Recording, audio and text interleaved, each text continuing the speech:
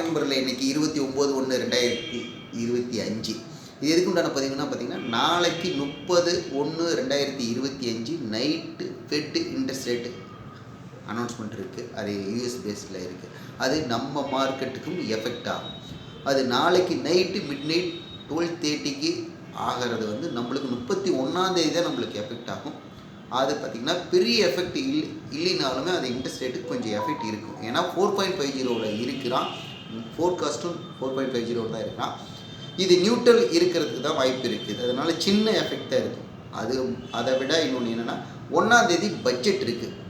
சனிக்கிழமை முழு நேரமும் ட்ரேடிங் டேஸாக தான் இருக்கும். இந்த 3 நாளும் ஹெவி வேலை இருக்கும்.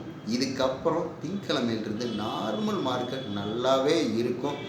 லாட் சைஸ் ஃபிக்ஸ் ஆகிடுது, மார்ஜின் ஃபிக்ஸ் ஆகிடுது. அதனால் பக்காவாக ட்ரேட் பண்ணலாம். இந்த 4 நாள் எச்சரிக்கையாக ட்ரேட் பண்ணுங்கள். சின்ன சின்ன அப்டேட்டும் நான் கொடுக்குறேன்.